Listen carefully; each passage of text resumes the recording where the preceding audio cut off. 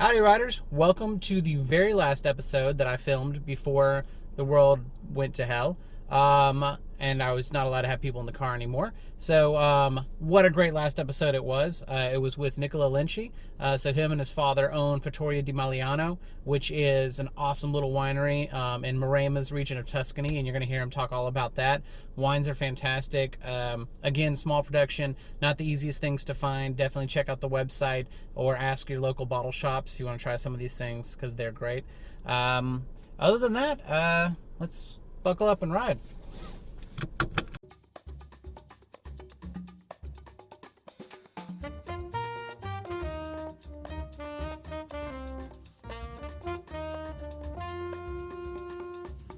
The world we live in is an amazing one, full of passion, wonderment, and of course, fine wine.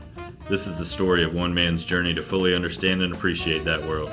So kick the tires and light the fires. It's time to ride between the wines.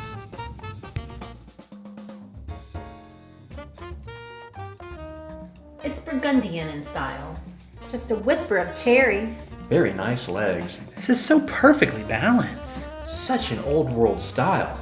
Is this laced with tobacco? A total fruit bomb. I say, so fancy! And we are recording. So welcome back to Ride Between the Wines.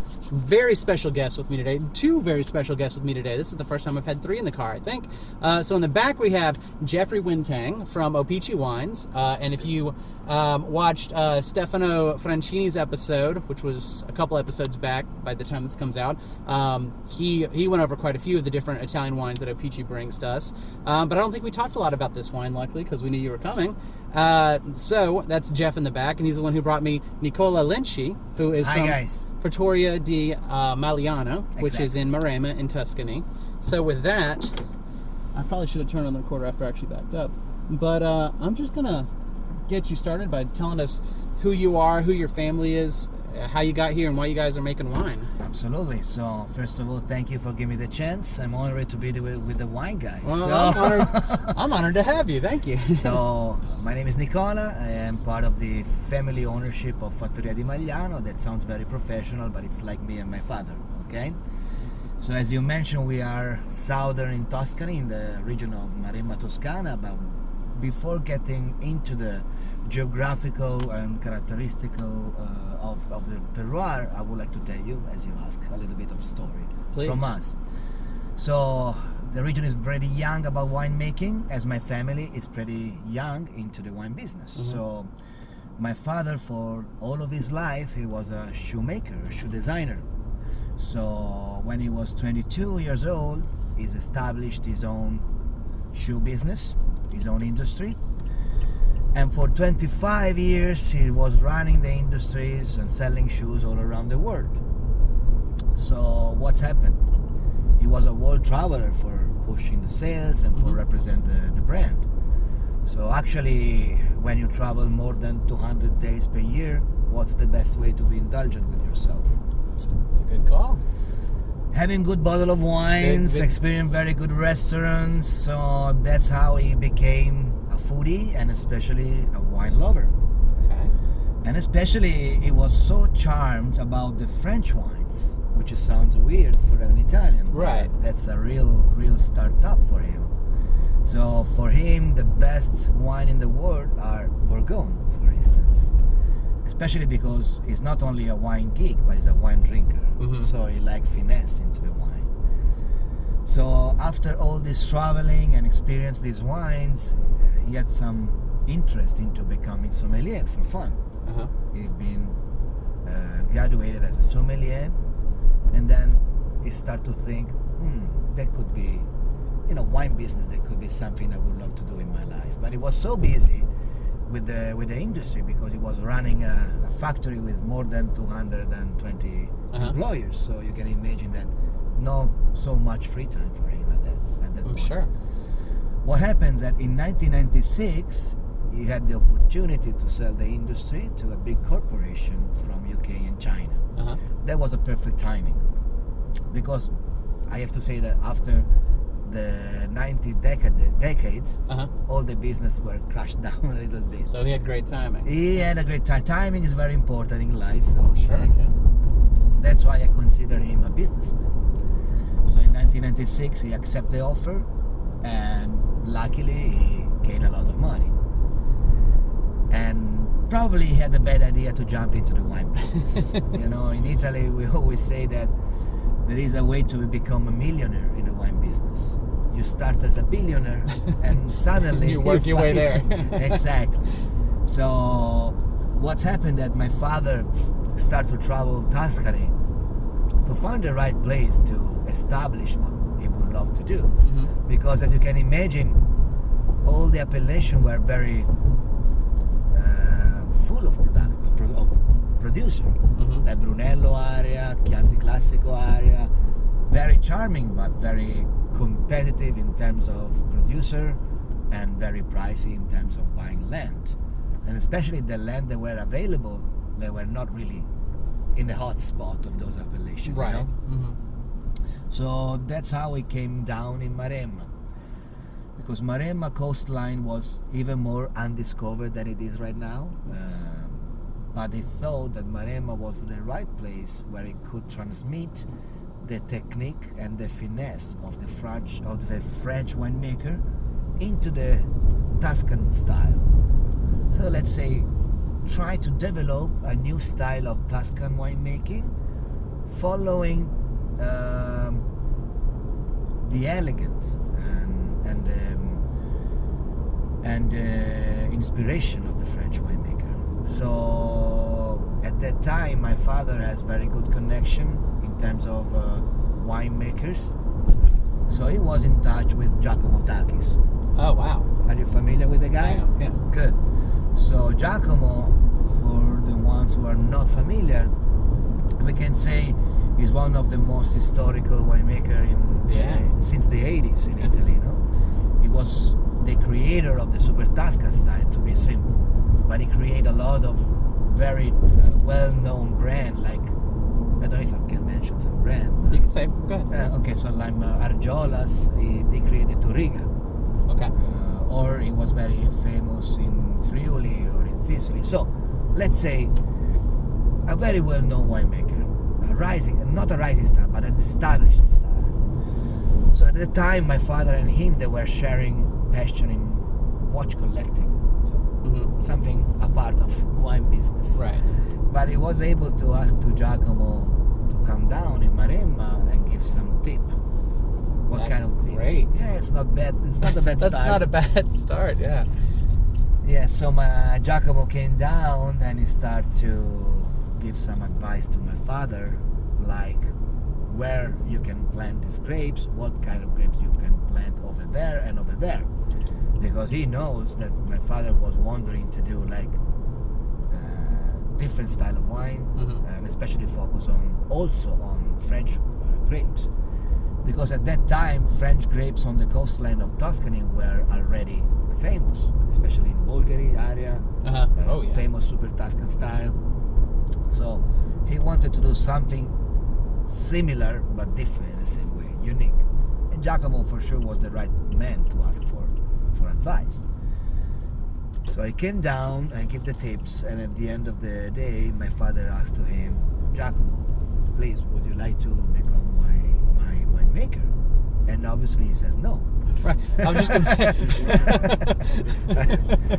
say. So Giacomo was already, I'm not going to say old, but mature and very, very busy and famous. Yeah. So he said, I don't have time. Probably I'm going to cost you a fortune. I would like to taste probably your wines once in a while and give you some advice. Right. But the best advice I can give is to pick up some of my students that need to be introduced into the wine business. So there was a short list of students, and the legend that my father always told me is the list was made by 5 people, 4 guys and 1 lady. So guess which one my father picked up? I like your father. Yes, you're gonna meet him. Maybe once in the future, hopefully very soon. When I stayed at that guest house you're talking about. You are more than invited to come. So that's how we get in touch with Graziana Grassini. Mm-hmm. So at that time, Graziana was very unknown because she was, I mean, she's still young, but she was a girl. Mm-hmm. And she was involved into, she has a chemical laboratory of analysis. Okay. So that's how we start to get in touch with the wine business, analyze the wines for the wine Right. producer. So since 2001, which is our very first vintage ever produced, we've been cooperating with Graziana. So to me, it's a proud to say that we hopefully gonna celebrate our 20th anniversary this year, this vintage with her, which is great in the wine business to be so stable with a winemaker consultant, Yeah. because it really transmits the identity to the wine. And being a young winery, we grown up as a winery as she grown up as a winemaker. So we have a very solid relationship. That's great. She's taking part of the process, every single process of our winemaking. She also considers herself fairly part of the family. Mm-hmm. So that's what makes the difference, because now she's very well known in Italy, very much well known. Yeah. So she's consulting for a much bigger company and bigger brand than we are, but she's still very, very close to the family and to the project. She considers Fattoria di Magliano her baby project, you know? Yeah. Now he's grown up and he's becoming a beautiful man, probably. Well, I love Not that. like us, but Yeah. like Well, someone that else. takes a lot. Yeah. So yes, that's how we started to work with Graziana, and Graziana is a bless for us because she's living only 45 minutes away from our winery, which does mean it's a real winemaker. She's not just coming in and out once in a year. Right. You know, it's not a VIP winemaker in that sense. So I like her because she's very down to the earth, but she's very knowledgeable. I met her when I was probably 15, 16, so she considered myself a baby for her as well. So that's how we started with her. Well, that is a perfect time for us to finish up for our first segment. Don't go away. We'll be right back. All right, we are back in the car for a quick segment, and then we're going to grab a little pranzo because I am hungry. But I was hoping in the space on the way over there, you could just talk about Morellino di Scansanzo, DOCG, and what that is. Yes, for sure. So the Morellino di Scanzano, as you just mentioned, is a DOCG. So for everyone who doesn't know what does it mean, DOCG is a certification by the government about a certain grapes growing in a limited area and taste typical. So the Morellino di Scanzano has established as a DOCG, one of the newest in Tuscany in 2008. One of the newest. One of the newest, actually, yes. So we are the new kids on the block, I would like to say. Uh-huh. So the Morellino is never being 100% of Sangiovese, but actually, and it's a blend. So it has to be based on 85% of Sangiovese grape, and then there is a selection of several different grapes that you can pick. Actually, personally, we do a 95% of Sangiovese, and that will blend a Syrah. Mm-hmm. But talking about the Morellino, generally speaking, the Morellino is a very unique style of a traditional appellation. Why? Because when we refer to the DOCG in Tuscany, we always think about Vino Nobile, Brunello, Chianti Classico. So big guys, big wines. I mean, important wines for special occasion. The Morellino di Scanzano instead is an approachable style of wine that is made to be drink every day, as we like to do in Maremma. So the Morellino di Scanzano has a characteristic, it should be like a red wine from the coast.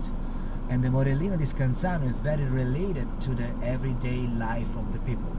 Why? Because originally the Maremma, until the time in between the First and the Second World War, Maremma area was swampy. Okay. So the workers who was working in the fields they were so friendly with the wine because the wine was the most healthy drink to drink every day. Okay. You know, we had the most recent cases of malaria in Maremma at that time in Italy. So even the territory, it's very interesting because all the village are built on top of the hills, because during the summertime people working and living on the coastal area were moving on the top of the hills to get away from the malaria. Okay. So the Morellino originally was the wine that the people were drinking every day. So that's why we intend the Morellino as an everyday wine consumed. So it has to be fruity, approachable, and fresh. And is that the case with yours? That's especially the case of mine. Okay. Especially we are trying to be inspired by this historical heritage of the Morellino. We never produced a Riserva, for instance, because we are able to produce structured wine as well, but we don't call it Morellino. For us, it's very respectful to our history to produce a Morellino, which is following the heritage of the terroir. That's how we call terroir, no? It's not only about the soil, but all about the culture, the microclimate, and the consume of the wines. And the name Morellino, it took the name from the original race of horses that we have in Maremma. Okay. So Maremma was considered the Wild West of Tuscany. It's a frontier land. So horses were used in many occasions, and especially also to work in the fields, to ship the grapes to the cellar as well. And the original race of horse called Morellino has a very dark hair. So that reminds the dark skin of the Sangiovese, which is get a little burned by the sun during the ripeness. That's why it's related the color in between the grape and the horse hair. Is Maremma where spaghetti westerns were Bravissimo. done? Were they? Exactly. Okay, that's interesting. why we are considered the Wild West of Tuscany. We have the Butteri. Interesting. Butteri were the how do you say? The cowboys. The cowboys. The cowboys. So the territory is very spread out. A lot of farming and a lot of, cows and sheep, goats. So yeah. That's neat. That's very unique. Very unique. Well, I think we're going to pull over and we'll probably continue later, but I don't know that you said the name of yours yet. The name of your actual Morellino, your bottle. My bottle, yeah. My I feel bottle, like we should say that. Yeah, my bottle is called Heba. So Heba is the name of the label, and actually the little story behind the Heba is that Magliano, which is our village, was a settlement of the Etruscan population. So the ancient name during the Etruscan time of Magliano was Heba. And as well on the label is showing an excavation found in the ancient site of Heba showing an Etruscan goddess. I always say that we like to transmit to our customers the winemaking philosophy of our estate through the label. So we like to be inspired by our history, but then we try to show it in a modern way, as we try to do with our winemaking philosophy. Well, I love Make that. sense? Yeah, and I love the label. I think it definitely expresses that. It's very cool. Thank you. Thank you so much. All right, well, we're going to pull over and grab some lunch, and we'll be right back. All right, we're back in. We've now eaten. We are ready to move on. All right, so what I would love to talk about, all of your labels, very cool, different wines, very interesting names that I'm struggling to pronounce. You think you could just kind of go through just the wines that are in the bag? We talked about the Eba already. Yeah. But what else do we have in the bag, and maybe where do the names come from, background of the wines? Absolutely. So Heba, obviously, it's our flagship wine. It's the half of our total production. And we are talking about the total production of 22,000 cases. So It's teeny. Yeah. it's tiny, yes. It's tiny, and it's focused on quality rather than being on quantity. So Heba, together with the Pagliatura, which is our Vermentino, they are our, flagship, the wines that vehicle our name on the market. So Pagliatura actually took the names from Paglia. Paglia means hay, the straw, the yellow herbs. Oh, okay. Oh, hey. Hey, Gotcha. that's my Italian Yeah, it's pronunciation. not perfect. Sorry. So, because during the summertime it's so warm that everything looks like yellow in our surroundings, on the hills. It reminds you the golden color of the wine of the Vermentino. Uh-huh. Then today we have also the Capato. Capato, it's our Sangiovese, let's say, table wine style, our everyday style of Sangiovese, very approachable. So Capato means the chosen one. So it means like we choose the grape to dedicate to this single label. Okay. That's why there is a little bullseye on the label. On the label, okay. Yeah. Then we had Sinarra, that sounds like Sinatra, but without the T. That's what I've thought all day. Which I don't mind because I love Mickey Blue. I love that. I love that singer. But Sinarra, if you split the word, means the storyteller. As we tell the story of our Sangiovese. So that's why we want to tell the story of the Sangiovese thanks to the Sinarra, which is a very interesting style of Sangiovese, very pure into the expression of the varietal. And on the front label we do have an inscription showing the Etruscan alphabet. So I was wondering what that was. Okay. Again, very related with our history, and then it's showing a little artsy, I would say, on the label. Then what we do have? We do have the Perenzo. So Perenzo is our Syrah 100%, which is showing family-related history, because Perenzo literally means for Enzo. So it's a dedication to Enzo. Enzo was my grandfather, so the father of my father. Great Syrah lover. So we thought that we should dedicate the label to him. And on the label there is a little tear of the family for the departing of the grandfather. Very blue tear. We drank a lot of Syrah in his memory. I like that. Then we do have the Poggio Bestiale. So Poggio Bestiale again is one of our most identitary wine, let's say one of the columns of our production. Poggio Bestiale literally means the hillside of the beast. Okay. Not only just because it's a beast of a wine, but also because that was the original name of the hill where we planted the grapes for the Poggio Bestiale.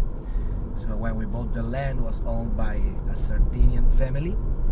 Used to ship animals in the fields, goat, sheep, and being in the middle of nowhere, infested by wild boar in the nighttime. So the people of the village already called that hill the hillside of the beast. That makes a lot of sense to me. Yeah. And in Italiano, bestiale, it's like a very nice adjective. Like, you are bestiale, you are a beast in a good way. In a good way. Yeah, overpowered, super duper nice and strong. I think that means that in English too. Say somebody's a beast. I hope so. I take it as a compliment. We do, especially in Maremma. We are wild boars. So which of your wines pairs the best with wild boar? Obviously, a Poggio Bestiale. Just making sure. That's a kind of wine that we started and we created for that kind of match, but it goes very well with all the gamey food, venison. But even here in the south, you can match with ribs, barbecue, And then we have the newest project of our estate, which is Altizi. Okay. Our Cabernet Franc 100%. So Altizi is another wine that take the inspiration for the label from the Etruscan heritage. So on the front label you get a medallion that was founded in our village in the 1800s, and the historical started to translate the Etruscan alphabet thanks to that medallion. That's cool. So I will say that with that wine you can start to be familiar with the Fattoria di Magliano wines. Where is the medallion? It's actually in a museum. Yeah.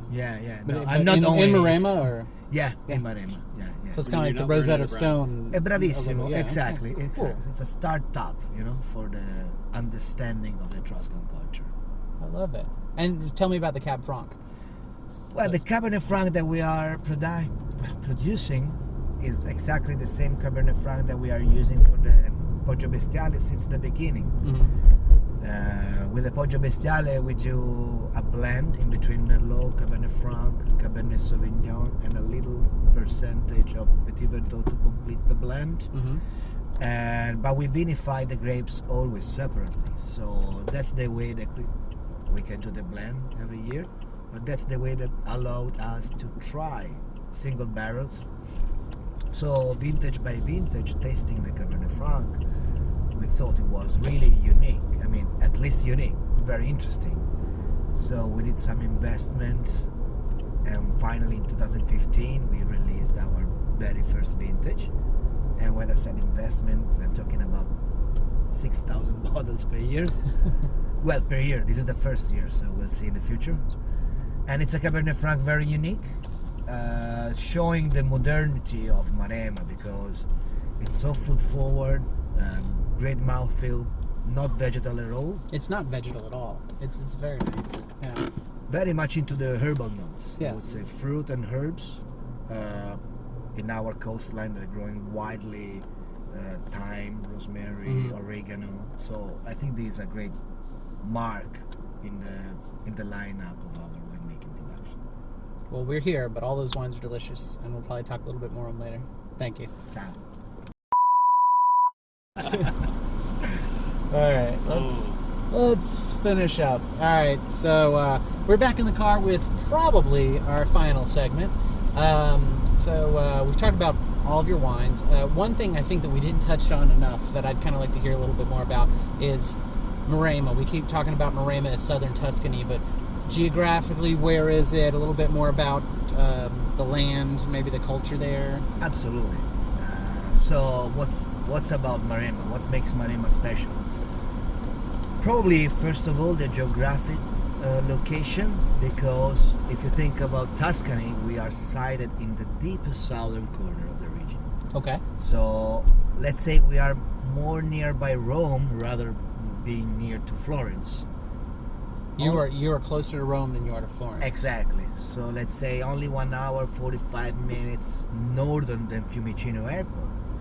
So what does it mean? It means that we are southern than Chianti area, more than 225 miles. I had no idea you were that far. So that makes us very different, totally different microclimate, different latitude, and obviously we are sited on hillside, as you can imagine Tuscany is made by, but those hills are descending to the coast. So in between us and the coast there is maybe 20 miles without anything in the middle. So the exposure to the coast, it's really remarkable. So let's say we do have the structure in our soil, but we also have the freshness typical from a Mediterranean climate.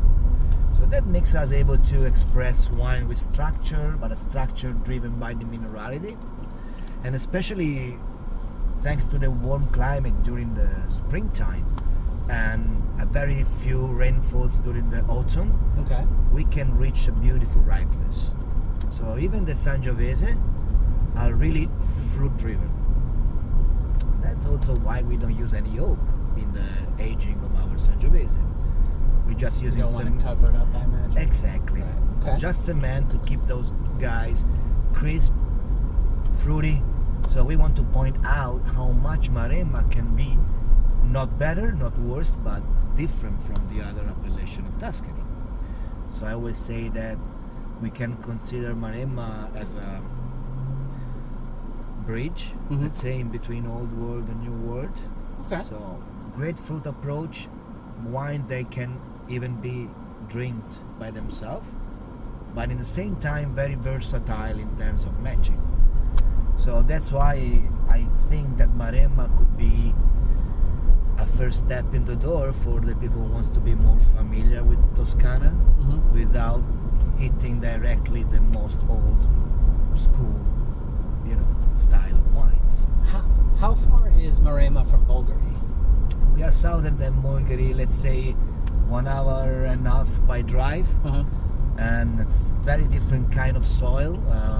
Our soil is very marked by big white rocks with fossil origin, So I think that's the key to express the mineral profile of our wines, and that's also why the region is known to be vocated for international grapes. Let's say, and What- as you know, we do. Yeah, some of them. obviously, yeah. Tell me this. What's the food of Maremma? Well, Any- yeah, Sure, it's yeah. all over the place, but So the food of Maremma is very interesting because the land, as I mentioned before, is very rural and a frontier land. So everyone over there are hunters. okay. So everything is very much related into hunting. Well, for instance, I'm coming from Lucca, which is originally my hometown on the northern part of Tuscany. So I'm not a hunter. I eat everything, so Right. I'm almost accepted over there. But without being a hunter, I'm considered like a half-man, let's say. But we do a lot of wild boar, Okay. deer, and venison generally, lamb. So even if we are so close to the coast, rabbit, Rabbit, yeah, yeah. also known as the Tuscan chicken, but faster. So even if we are so close to the coast, the culture is very related. Not a lot of seafood. No, you can have good seafood only if you are right on the coast, like literally on the seaside. So yes, it's a very interesting area for foodies, I would say. And people over there are really enjoying also cheese. Cheese is a big thing over there. A lot of land, so people are related with sheep, goats. So cheese production is very huge. All over the styles, hard cheese, soft cheese, everything. or is there- Especially ricotta, fresh ricotta, and pecorino. Those are the most typical ones, which Okay. are, in my opinion, they match very well with the wines that we produce, Oh yeah, Pecorino's perfect. Yeah. with reds especially. Well, we are very close to your hotel here. In the last 30 seconds, is there? I know you probably a lot we haven't mentioned. Is there anything about your family or the winery or anything that we could tag on? But let's say I want to point out how much the Fattoria di Magliano is based on the passion of what we do. So I would like to say that before being wine producer, we are wine drinkers. And that's how we jumped into the wine business. Being a wine drinker is very important for us. That's why we always try to produce wines which are marketed by drinkability. So since the easier one, the entry level one, until the big guy, the spot for us is always to make the customers being able to open up the cork and to finish the bottle, which is a good lifestyle. Right. So you're saying no leftover one? Yes. Yeah, leftover wine doesn't exist in this family. I'm getting that quick. Exactly. So and just would like to mention that we have also a very nice guest house. So that's where I'm going to be staying next summer. Exactly. Is that- You are my new ambassador. Tell me about your guest house. We do have 11 rooms and 3 apartments. It's literally a terrace overlooking the coast. So you can lay on the patio having a nice glass of Vermentino. And especially we have also a nice pool in the middle of the vineyard. So it's not a bad place to be. Vermentino and a pool seems like a perfect. Yeah, good match, Yeah, right? it's a good match right there. Made in Cielo. So, thank you very much. Thank you, so happy to Mr. have you Wine in the Guy. car. Yes, sir. And until next summer when I see you in your pool. Great pleasure to meet you. And thank you, Jeff. You didn't say much, but thank you No, for arranging this. And there you have it. Another episode down. Please click to subscribe if an icon shows up here. I don't know if it will. Please check out some of the other videos. As I mentioned last week, I finally figured out how to make these videos show up clear on YouTube. So if you're watching this, it should be clear now. And I'm going to try to go back and fix some of the episodes. But going forward, crystal clear sound and picture. Probably not sound. I have no idea what I'm going to post next week. I'm trying to maybe Zoom and film it with some cool winemaker friends. So that might happen. If not, I might just take some of my old audio-only episodes and finally put some pictures behind them in a slideshow so you can hear them if you're a YouTube-only listener. But either way, it'll be fun. And we'll be back at some time. Maybe not next week, but we'll see. So write a review, tell your friends, subscribe, be safe out there. See you next time. And until then, chin chin.